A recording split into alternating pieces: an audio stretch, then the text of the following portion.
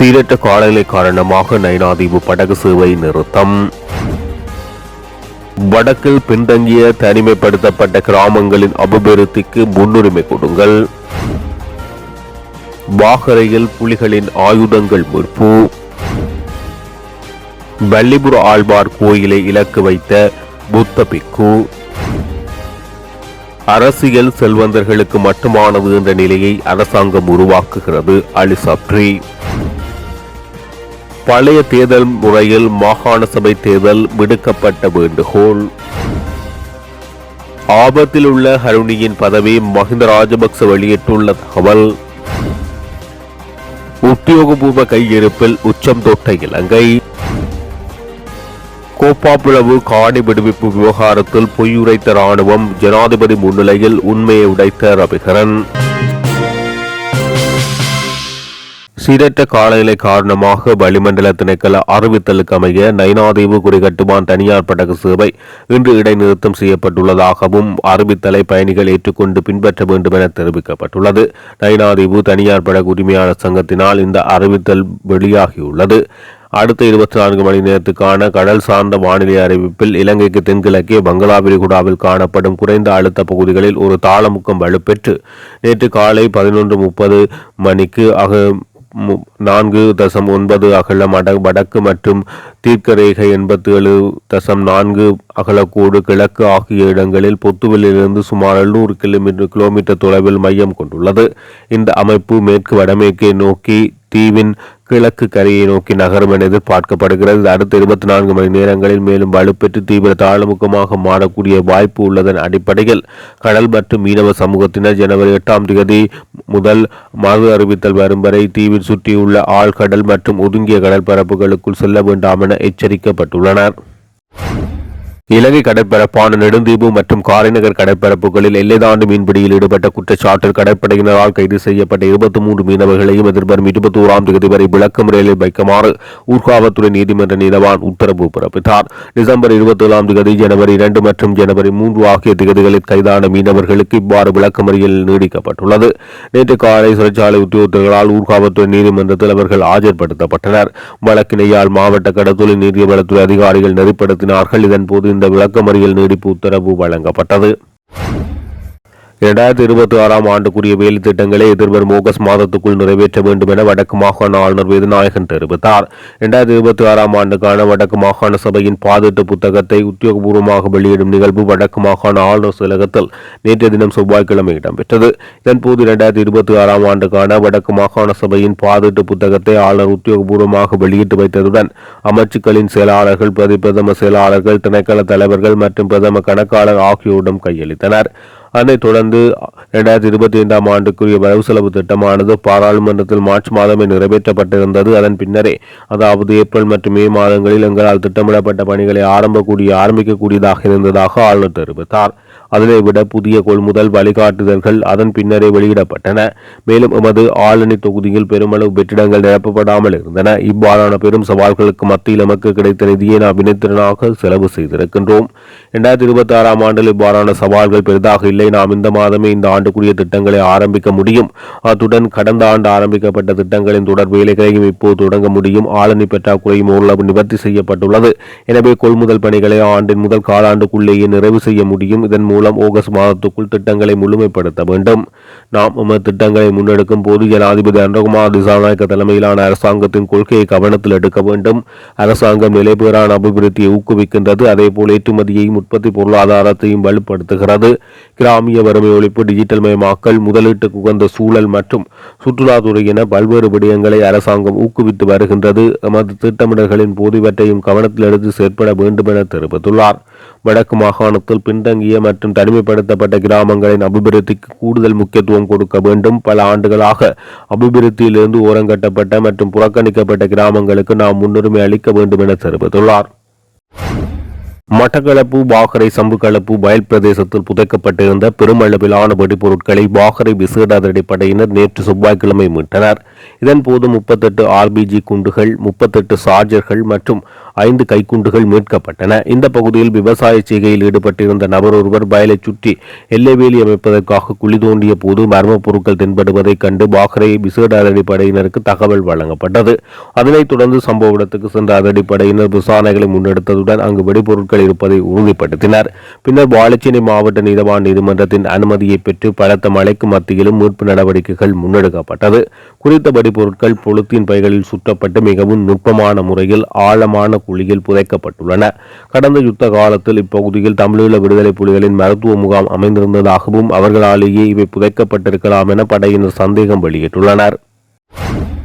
யாழ் வடமராட்சி வள்ளிபுர ஆழ்வார் ஆலயத்துக்குள் புத்த சிலை இருப்பதாக யாழ்ப்பாண நாகவிகாரையினுடைய விகாராதிபதி கூறியிருப்பது சர்ச்சை ஏற்படுத்தியுள்ளது.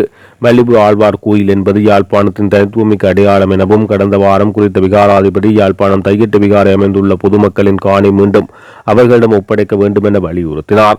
மேலும் தையிட்டு பகுதியில் விகாரை அமைக்கப்பட்டுள்ள காணி தனியார் மற்றும் பொதுமக்களுக்கு சொந்தமானது என்பதில் எவ்வித மாற்று கருத்தும் இல்லை என தெரிவித்துள்ள அவர் புதிய அரசாங்கம் இவ்விவகாரத்தில் துரித நடவடிக்கை எடுக்க வேண்டும் என கேட்டுக்கொண்டார். இந்த நிலையில் விகாராதிபதி வள்ளிபுர ஆழ்வார் கோவிலில் புத்த சிலை இருப்பதாக கூறியிருப்பது சர்ச்சையை ஏற்படுத்தியுள்ளது. செல்வந்தர்களுக்கு மட்டும் அரசியலில் ஈடுபட முடியும் என்ற நிலையை தேசிய மக்கள் சக்தி அரசாங்கம் உருவாக்கியுள்ளதாக முன்னாள் அமைச்சர் அலி சப்ரி குற்றம் சாட்டியுள்ளார். முன்னாள் பாராளுமன்ற உறுப்பினர்களுக்கான ஓய்வூதிய உரிமைகளை ரத்து செய்யும் அரசின் தீர்மானத்தை அவர் கடுமையாக விமர்சனம் செய்துள்ளார். இந்த தீர்மானம் இது பொருளாதார அவசியத்தால் எடுக்கப்பட்ட முடிவல்ல எனவும் மக்களின் கோபத்தை திருப்திப்படுத்தும் அரசியல் ரீதியான முடிவு மட்டுமென அவர் தெரிவித்தார். பாராளுமன்ற உறுப்பினர்களுக்கான ஓய்வூதியங்களுக்கு செலவாகும் தொகை மிக சிறியது எனவும் அது நாட்டின் பொருளாதாரத்தை சீர் செய்யவோ பாதீட்டு பற்றாக்குறையை குறைக்கவோ பொது சேவைகளை மேம்படுத்தவோ எந்த வகையிலும் உதவாது என சுட்டிக்காட்டினார். இந்த முடிவுக்கு உண்மையான பொருளாதார நோக்கம் எதுவும் இல்லை. இது தற்காலிக அரசியல் லாபத்துக்காகவும் மக்கள் கோபத்தை பயன்படுத்துவதற்காகவும் எடுக்கப்பட்ட தீர்மானம் என அலி சப்ரி குறிப்பிட்டுள்ளார். மேலும் சில முன்னாள் பாராளுமன்ற உறுப்பினர்களுக்கு ஓய்வூதியம் என்பது மரியாதையுடன் வாழ்க்கை நடத்தும் ஒரு ஆதாரமாக இருந்ததாகவும் அதை ரத்து செய்வது ஊழலை தண்டிப்பதல்ல, பதவியில் இருக்கும் போது செல்வம் சேர்க்காதவர்களை தண்டிப்பதாகும் என அவர் எச்சரிக்கை விடுத்துள்ளார். அதிகாரம் தவறாக பயன்படுத்தப்பட்டவர்களுக்கு ஓய்வூதியம் தேவையில்லை, நல்ல வருமானம் உள்ளவர்களுக்கும் தேவையில்லை, கட்சி பாதுகாப்பில் இருப்பவர்களுக்கும் தேவையில்லை என தெரிவித்துள்ளார். ஆனால் நேர்மையாக சேவை செய்து குறைந்த வசதியுடன் பதவியிலிருந்து வெளியேறியவர்களுக்கு அது தேவை என குறிப்பிட்டுள்ளார். மிகுந்த செல்வம் உள்ளவர்கள், பாரம்பரிய செல்வம் கொண்டவர்கள் அல்லது கட்சி அமைப்புகளால் நிரந்தரமாக ஆதரிக்கப்படுபவர்கள் மட்டுமே அரசியலில் ஈடுபடும் நிலை உருவாகும் என எச்சரிக்கை விடுத்துள்ளார். இதனால் பொருளாதார வசதி இல்லாத திறமையான சாதாரண பொதுமக்கள் அரசியலில் நுழைவதை தவிர்ப்பார்கள். இது சீர்திருத்தத்தை வலுப்படுத்தாமல் ஜனநாயகத்தை பலவீனப்படுத்தும் என அலி சப்ரி தெரிவித்துள்ளார். அவசியமான சட்ட திருத்தங்களை மேற்கொண்டு வந்து பழைய முறைமையில் மாகாண சபை தேர்தலை விரைவில் நடாத்த வேண்டும் என கொழும்பு சட்டப்பீடத்தின் பேராசிரியர் சர்வேஸ்வரன் தெரிவித்தார். நேற்றைய தினம் யாழ்ப்பாணத்தில் உள்ள அவரது இல்லத்தில் இடம்பெற்ற ஊடகவியலாளர் சந்திப்பில் அவர் இதனை தெரிவித்துள்ளார்.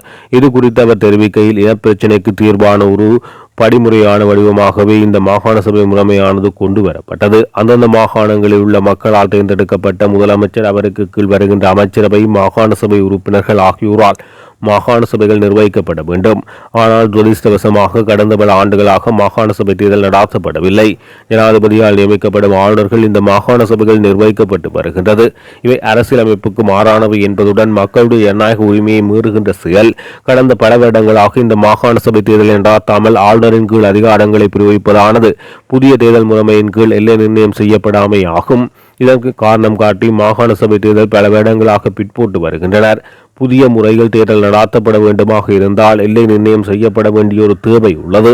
எல்லை நிர்ணயம் செய்யப்படுதல் என்பது ஒரு சுலபமான விடயம் அல்ல. ஏனெனில் இலங்கையில் வெவ்வேறு இன மக்கள் வாழுகின்ற பல்வேறு பிரதேசங்கள் காணப்படுகின்றது. எல்லை நிர்ணயம் என்று வருகின்ற பொழுது அந்த பிரதேசங்களில் பல பிரச்சனைகள் எழலாம். எல்லை நிர்ணயம் செய்து உடனடியாக மாகாண சபை தேர்தலை நடாத்துவது என்பது சாத்தியமான விடயம் அல்ல. இதனால் மேலும் பல வருடங்கள் இந்த தேர்தலை பிற்போட வேண்டிய சூழ்நிலை ஏற்படலாம். எனவே இப்போது இருக்கின்ற சூழ்நிலையில் புதிய முறையில் மாகாண சபை தேர்தலை நடத்தாமல் பழைய முறைமையின் கீழ் மாகாண சபை தேர்தலை நடாத்துவதற்கு அவசியமான சட்ட திருத்தங்களை கொண்டு வந்து பழைய முறையில் மாகாண சபை தேர்தலை நடாத்துதல் வேண்டுமானால் அதற்கு பின்னர் பெறக்கூடிய மாகாண சபை தேர்தல்களை எல்லை நிர்ணயம் செய்த பின்னர் நடாத்தலாம் என குறிப்பிட்டுள்ளார். பிரதமர் கலாநிதி கருணி அமரசூரிய பதவி விலக வேண்டும் என தாம் கூற மாட்டோம் என முன்னாள் ஜனாதிபதி மஹிந்த ராஜபக்ச தெரிவித்தார். தற்போதைய அரசியல் சூழ்நிலையில் பதவி விலகல் குறித்து அழைப்பு விடுப்பது தமது நிலைப்பாடு அல்ல என தெரிவித்தார். அரசின் செயற்பாடுகள் மற்றும் நாட்டின் நிலை குறித்து பொறுப்புடன் அணுக வேண்டும் எனவும் ஜனநாயக முறையில் தீர்வுகள் தேடப்பட வேண்டும் எனவும் அவர் வலியுறுத்தினார். தரம் 6 மாணவர்களுக்குரிய ஆங்கில பாட புத்தகத்தில் வயது வந்தோருக்கான இணையதளம் ஒன்றின் முகவரி அச்சிடப்பட்டிருந்த விவகாரம் இலங்கை அரசியலில் அதிர்வலைகளை ஏற்படுத்தியது. இந்த நிலையில் கல்வி அமைச்சு பதவியை வகிக்கும் பிரதமர் பதவி விலக வேண்டும் என பல தரப்பினருக்கு வலியுறுத்தி வந்தனர். அவருக்கு எதிராக நம்பிக்கையில்லா பிரேரணையும் கொண்டு வருவதற்கு நடவடிக்கை பிரதான எதிர்க்கட்சியான ஐக்கிய மக்கள் சக்தி களமிறங்கியது. இது தொடர்பில் மஹிந்த ராஜபக்சவிடம் ஊடகங்களால் வினவப்பட்ட போது இதற்கு பதிலளிக்கையில் அவர் இவ்வாறு தெரிவித்திருந்தார். இலங்கையின் உத்தியோகபூர்வ கையிருப்பு அதிகரித்துள்ளது. தொடர்பில் இலங்கை மத்திய வங்கி தரவுகளை வெளியிட்டுள்ளது. இதன் அடிப்படையில் கடந்த 2025 டிசம்பர் மாத இறுதியில் இலங்கையின் உத்தியோகபூர்வ மொத்த கையிருப்பு 6,825 மில்லியன் அமெரிக்க டாலர்களாக அதிகரித்துள்ளது. இது 2025 நவம்பர் மாத இறுதியில் பதிவான 6,034 மில்லியன் டாலர் கையிருப்புடன் ஒப்பிடுகையில் 13.1% அதிகரிப்பாகும். அத்தோடு உத்தியோகபூர்வ கையிருப்பின் முக்கிய அங்கமாக அந்நிய செலாவணி கையிருப்பு 2025 நவம்பர் மாதத்தில் காணப்பட்ட 5,944 மில்லியன் டாலர்களிலிருந்து டிசம்பர் மாதத்தில் 6,734 மில்லியன் டாலர்கள் வரை 13.3% அதிகரித்துள்ளமை குறிப்பிடத்தக்கது. முல்லைத்தீவு கோப்பாப்புலவில் தமிழ் மக்களுக்குரிய காணிகள் விடுவிக்கப்பட்டுள்ளதாகவும் விடுவிக்கப்படாத காணிகளுக்கு 18 காணிகள் வழங்கப்படுவதுடன் வீடுகளும் அமைத்து கொடுக்கப்பட்டுள்ளதாகவும் இராணுவ அதிகாரிகளால் ஜனாதிபதியிடம் பொய்யான தகவல்கள் தெரிவிக்கப்பட்டுள்ளது. இந்த நிலையில் இராணுவத்தினுடைய குறித்த பொய்யான தகவல்களுக்கு எதிர்ப்பு தெரிவித்த வன்னி மாவட்ட பாராளுமன்ற உறுப்பினர் ரவிகரன் கோப்பாப்புலவில் 55 பேருக்குரிய 59.5 ஏக்கர் காணிகளும் 4 பேருக்குரிய 100 ஏக்கர் மத்திய வகுப்பு காணிகளுமாக மொத்தம் 59 பேருக்குரிய 159.5 ஏக்கர் காணிகள் இராணுவத்தினரின் கோப்பாப்புலவில் விடுவிக்கப்பட வேண்டியுள்ளதாக ஜனாதிபதியிடம் சுட்டிக்காட்டியுள்ளனர். பாராளுமன்ற கட்டட தொகுதியில் புதன்கிழமை பாதுகாப்பு அமைச்சின் அமைச்சுசார் ஆலோசனை கூட்டம் ஜனாதிபதி மற்றும் பாதுகாப்பு அமைச்சர் நந்தகுமார் திசாநாயக்க தலைமையில் இடம்பெற்றது. இதன்போது பாராளுமன்ற உறுப்பினர் ரவிகரன் இவ்வாறு தெரிவித்தார். பாராளுமன்ற பாதுகாப்பு அமைச்சின் அமைச்சுசார் ஆலோசனை கூட்டம் புதன்கிழமை 4 மணியளவில் பாராளுமன்ற கட்டட தொகுதியில் இடம்பெற்றது. இக்கூட்டத்தில் ஜனாதிபதி மற்றும் பாதுகாப்பு அமைச்சர் நந்தகுமார் திசாநாயக்க, பிரதி பாதுகாப்பு அமைச்சர் ஜெயசேகர, பொதுமக்கள் பாதுகாப்பு அமைச்சர் ஆனந்த விஜயபால, பாராளுமன்ற உறுப்பினர்கள் உள்ளிட்டவர்கள் வருகை தந்தனர். அத்தோடு பாதுகாப்பு அமைச்சின் அதிகாரிகள், முப்படைகளின் தளபதிகள், அதிகாரிகளும் வருகை தந்தனர். குறித்த கோப்பாப்புலவு காணி விடுவிப்பு விடயத்தில் 44 பேருக்கு தான் காணிகள் விடுவிக்கப்பட வேண்டியிருந்ததாகவும் அதில் பெரும்பாலானவர்களின் காணிகள் விடுவிப்பு செய்யப்பட்டு விட்டதாகவும் இன்னும் குறிப்பிட்ட அளவினாலுக்கு காணிகள் விடுவிக்கப்பட வேண்டியுள்ளதாகவும் இதன்போது குறித்த கூட்டத்தில் கலந்து கொண்ட சில அதிகாரிகள் உண்மைக்கு புறம்பான தகவல்கள் வழங்கப்பட்டு கொண்டிருந்தன. இந்த நிலையில் குறுக்கீடு செய்த அதிகாரிகள் வழங்கப்படுகின்ற தகவல்கள் தவறானவை என்பதை ஜனாதிபதியின் கவனத்துக்கு துரைராசா ரவிகரன் கொண்டு வந்தார். கோப்பாப்புலவில் ஏற்கனவே இராணுவத்தினரால் அபகரிக்கப்பட்ட மக்களின் காணிகள் விடுவிக்கப்பட்டு இருக்கின்றன. எனினும் 55 பேருக்குரிய 59.5 ஏக்கர் காணிகளும் 4 பேருக்குரிய 100 ஏக்கர் மத்திய வகுப்பு காணிகளும் இராணுவத்தினரால் இன்னும் விடுவிக்கப்பட வேண்டியுள்ளது என்பதை அவர் சுட்டிக்காட்டியுள்ளார். இதன்போது இராணுவத்தின் கட்டுப்பாட்டில் உள்ள காணிகளுக்கு பதிலாக 18 காணிகள் மக்களுக்கு வழங்கப்பட்டதுடன் வீடுகளும் அமைத்து கொடுக்கப்பட்டுள்ளதாக தொடர்ந்தும் இராணுவத்தினர் உண்மைக்கு புறம்பான கருத்துக்களை தெரிவித்துள்ளனர் என தெரிவித்துள்ளார்.